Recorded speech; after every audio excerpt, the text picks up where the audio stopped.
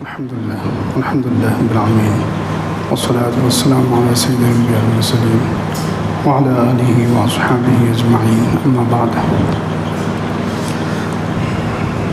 اعوذ باللہ من الشیطان الرجیم، بسم اللہ الرحمن الرحیم۔ وإلہکم الہ واحد لا الہ الا هو الرحمن الرحیم، صدق اللہ العظیم۔ اللہم صل علی سیدنا محمد وعلی آل سیدنا محمد وبارک وسلم۔ اللہم صل علی سیدنا محمد وعلی آل سیدنا محمد وبارک وسلم۔ اللہم صل علی سیدنا محمد وعلی آل سیدنا محمد وبارک وسلم۔ بزرگان محترم، اللہ رب العزت کے مبارک ناموں کا تذکرہ الحمدللہ چل رہا ہے۔ پچھلے ہفتے القیوم جو اللہ رب العزت کا نام ہے اس کے بارے میں بتایا گیا تھا۔ مزید دو نام ہیں اللہ تعالیٰ کے جو ملتے جلتے ہیں، الواحد اور الاحد۔ الواحد یعنی ایک، اکیلا، اور الاحد معنی یکتا، اس جیسا کوئی ہو ہی نہیں سکتا۔ یہ دونوں اللہ رب العزت کے نام ہیں۔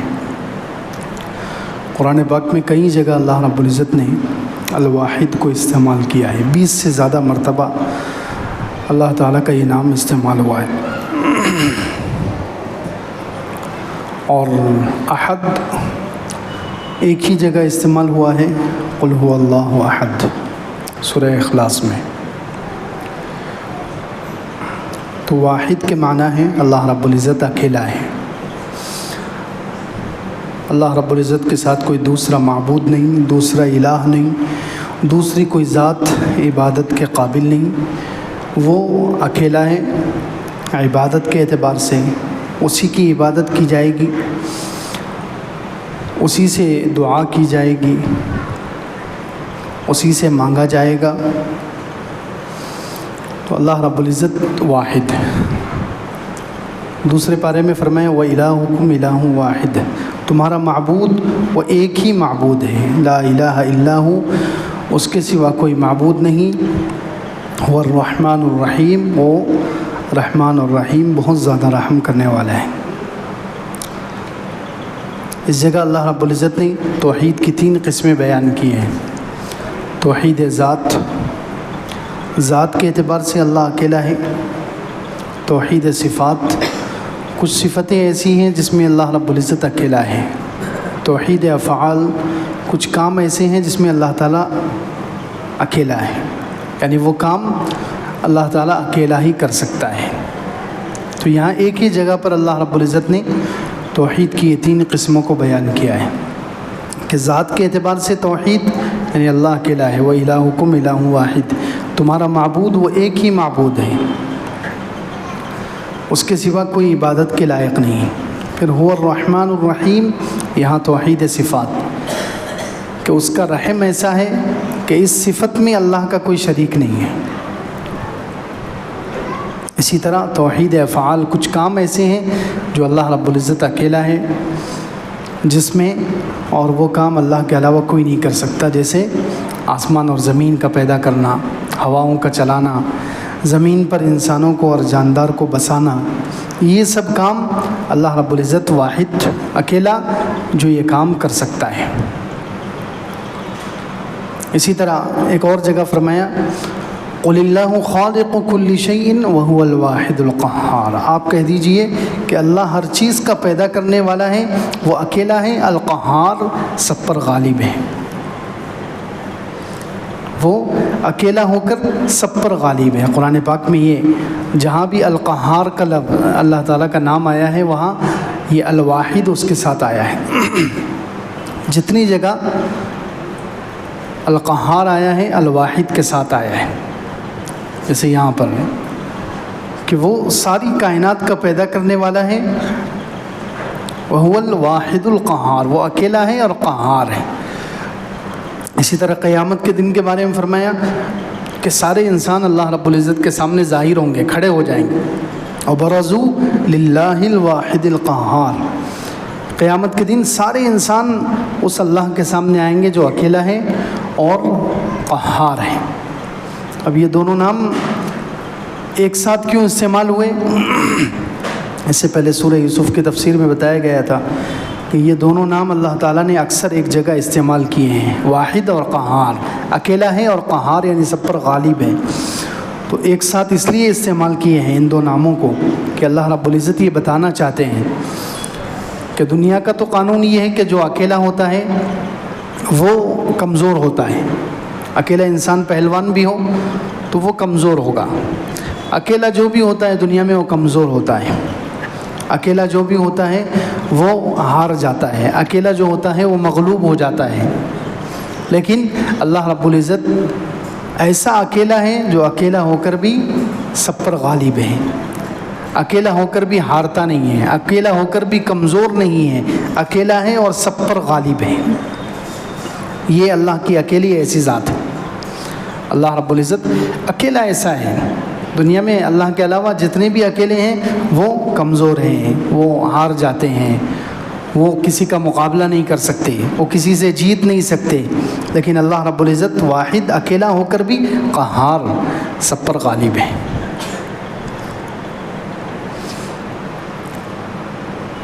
اسی طرح اللہ رب العزت نے اسلام کو کئی جگہ پر استعمال کیا ہے۔ واحد، اللہ رب العزت اکیلا ہے، اللہ رب العزت واحد ہے، اللہ رب العزت اکیلا ہے۔ لیکن احد اللہ رب العزت نے صرف سورہ اخلاص میں استعمال کیا ہے۔ احد کا معنی واحد سے زیادہ اہمیت رکھتا ہے کہ احد اس اکیلے کو کہتے ہیں جس کا کوئی دوسرا ہو ہی نہیں سکتا۔ واحد کے مقابلے میں تو عربی میں جو گنتی شروع ہوتی ہے وہ واحد سے ہی شروع ہوتی ہے۔ واحد ایک، اس کے مقابلے میں اثنان دو آتا ہے، واحد کے مقابلے میں دو آتا ہے، لیکن احد کے مقابلے میں دوسرا نہیں ہے، اس کے مقابلے میں دوسرا لفظ ہی نہیں ہے، احد ایک بس۔ تو اللہ رب العزت احد، قل هو اللہ احد، آپ کہہ دیجئے کہ اللہ وہ یکتا ہے، اکیلا ہے، یکتا ہے، اس جیسا دوسرا کوئی نہیں۔ ذات کے اعتبار سے بھی اللہ تعالیٰ کی طرح کوئی نہیں ہے، صفات کے اعتبار سے بھی اللہ تعالیٰ کی طرح کوئی نہیں ہے۔ ذات میں ظاہر سی بات ہے، دنیا میں اگر اللہ رب العزت نے ایک جگہ ارشاد فرمایا کہ اللہ اکیلا ہے، اس کی علامت یہ ہے کہ دنیا کا نظام صحیح چل رہا ہے، دنیا کا جو نظام، دنیا کا جو سسٹم صحیح چل رہا ہے، وہ اس وجہ سے کہ اللہ اکیلا ہے، معبود اکیلا ہے، اللہ رب العزت اکیلا ہے، اسی لیے دنیا کا نظام صحیح چل رہا ہے۔ آسمان قائم ہے، زمین تھمی ہوئی ہے، سورج اور چاند نکل رہے ہیں، بارش برس رہی ہے، زمین سے اناج اگ رہے ہیں، انسانوں کے سارے کام ہو رہے ہیں۔ یہ سب چیزیں بتا رہی ہیں کہ اللہ رب العزت ایک ہی ہے۔ ایک سے زیادہ اگر معبود ہوتے، ایک سے زیادہ اگر خدا ہوتے تو یہ دنیا کا نظام پہلی بات تو ہے تو بنتا ہی نہیں۔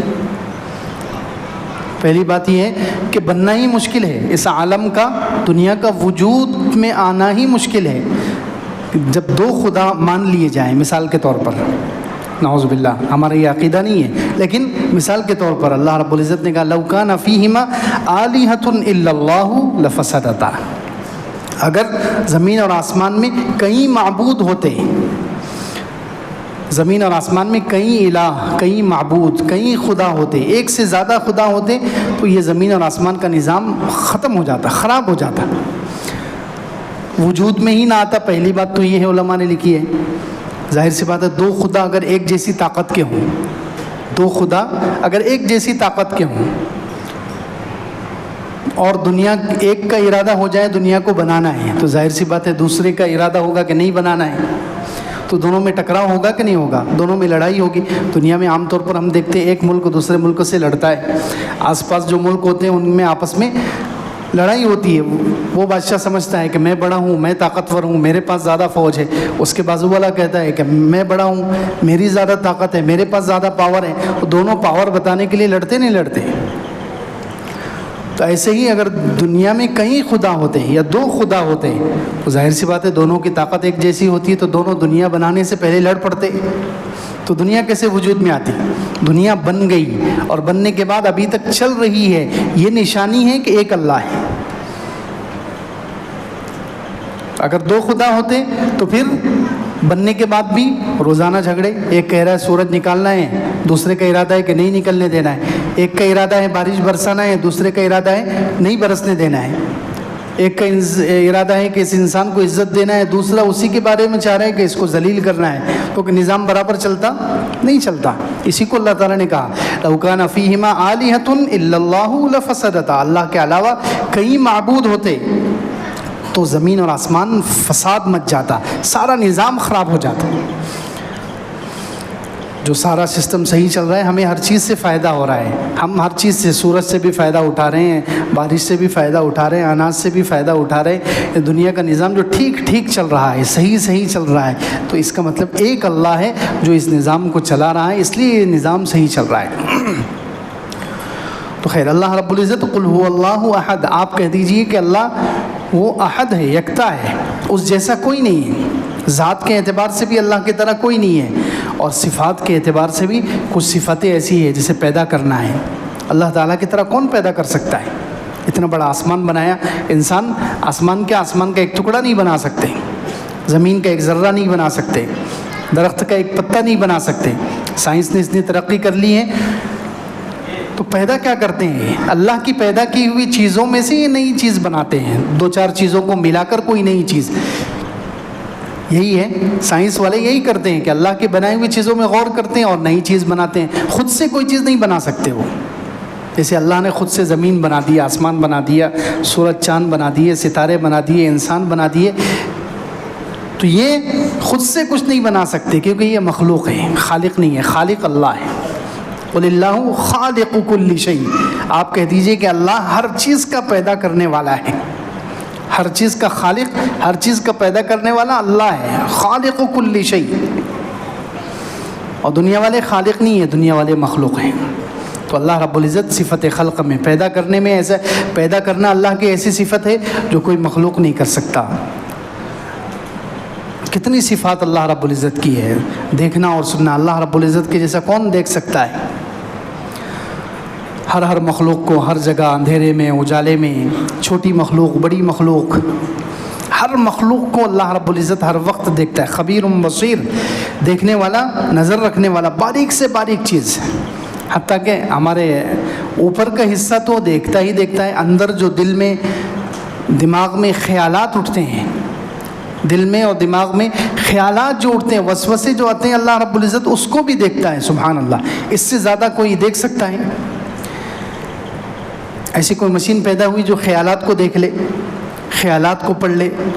دل کی دھڑکن چیک کرنے والی تو مشین ہے دنیا والوں کے پاس، لیکن خیالات اور وسوسوں کو پکڑنے والی کوئی مشین بنی ہے؟ اللہ رب العزت اس کو بھی یعلم ما توسوس به نفسه۔ تو کتنی صفتیں اللہ رب العزت کی ایسی ہے کہ جس میں اللہ رب العزت احد ہے، یکتا ہے، اس جیسے اس صفت میں کوئی نہیں ہو سکتا۔ اسی لیے حضرت مفتی شفیع صاحب رحمۃ اللہ علیہ فرماتے ہیں کہ سورہ اخلاص میں اللہ رب العزت نے بہت سارے قسم کے شرک کا توڑ کیا ہے۔ دنیا میں جو کتنے لوگ ایسے ہیں جو اللہ کو مانتے ہی نہیں، جو اللہ کو مانتے ہی نہیں، نعوذ باللہ۔ وہ کہتے ہیں دنیا کا نظام خود بخود چلا ہے، تو پہلے ہی جملے میں اللہ تعالیٰ نے کہہ دیا قل هو اللہ احد، ایسے لوگوں کا توڑ کر دیا جو اللہ کو مانتے ہی نہیں کہ اللہ ہے، اللہ موجود ہے اور وہ اکیلا ہے۔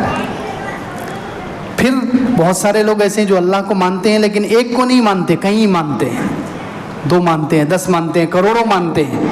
جو ایسے لوگ ہیں کروڑوں خداؤں کو ماننے والے ہیں، ایک سے زیادہ خداؤں کو ماننے والے ہیں، ان کا بھی توڑ کر دیا احد کہہ کر کہ اللہ ہے اور ایک ہے، کہیں نہیں ہے، زیادہ نہیں ہے، صرف ایک ہے، قل هو اللہ احد۔ پھر کچھ لوگ ایسے ہیں جو اللہ کو مانتے ہیں، ایک مانتے ہیں، لیکن اللہ کے علاوہ کسی اور کے پاس اپنی حاجتوں کے لیے جاتے ہیں۔ اللہ کو مانتے ہیں، ایک بھی مانتے ہیں، لیکن اللہ کے علاوہ کسی اور کے پاس اپنی ضرورت پورا کرنے کے لیے جاتے ہیں، ان سے منتیں مانگتے ہیں، ان سے حاجت مانگتے ہیں، ان سے مرادیں مانگتے ہیں۔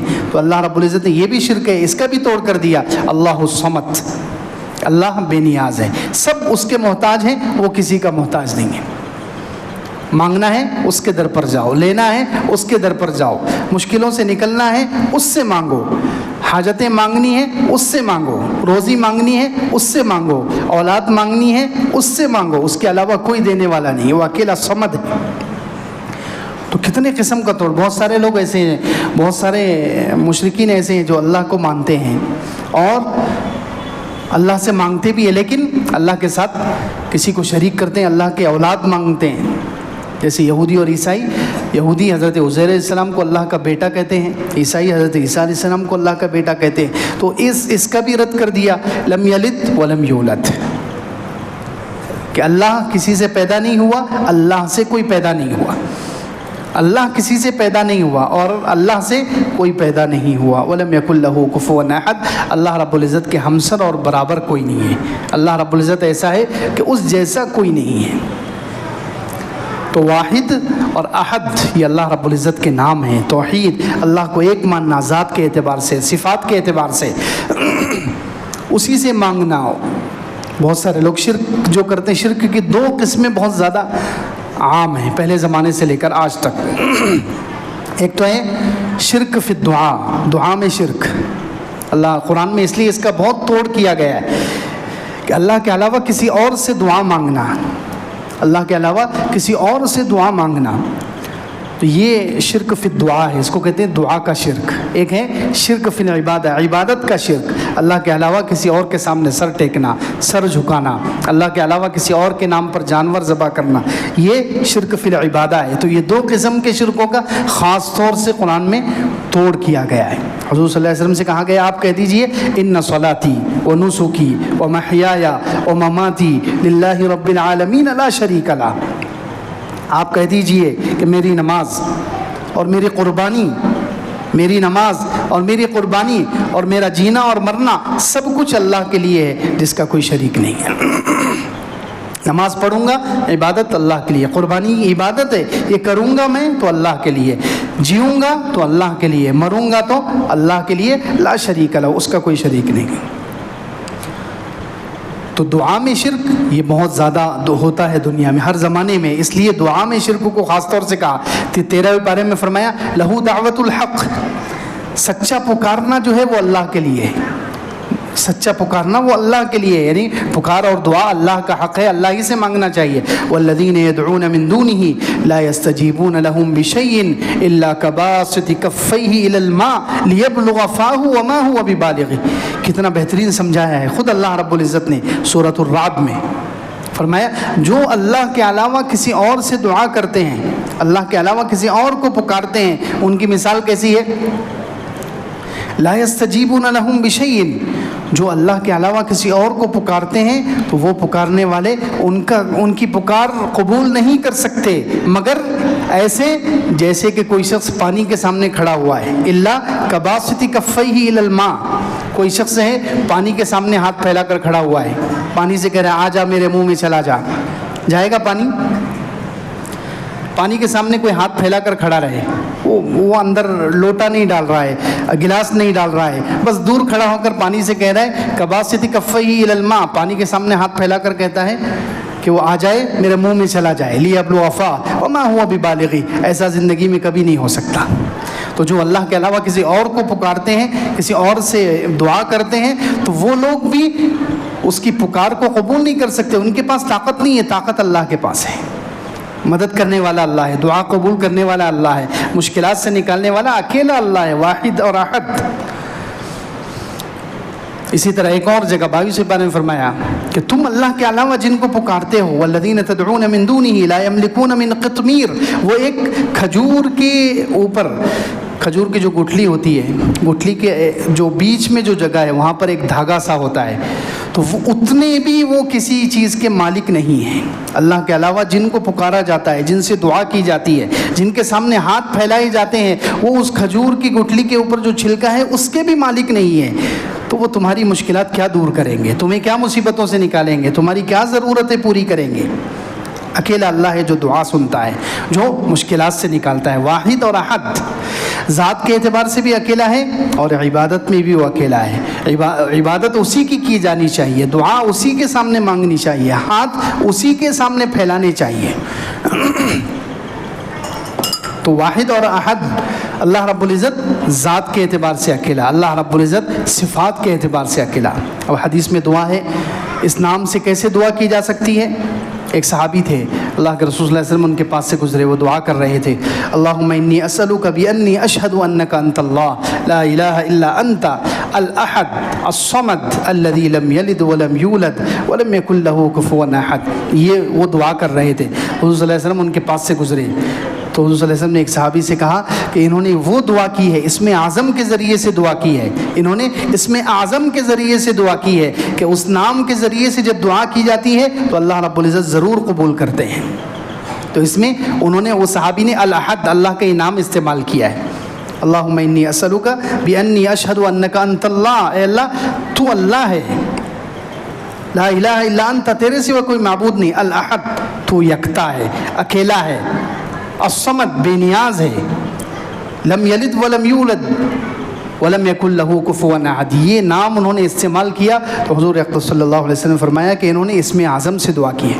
اسی طرح علامہ ابن کثیر رحمۃ اللہ علیہ تفسیر ابن کثیر میں لکھتے ہیں کہ حضرت عیسیٰ علیہ السلام مردوں کو جو زندہ کرتے تھے، حضرت عیسیٰ علیہ السلام جو مردوں کو زندہ کرتے تھے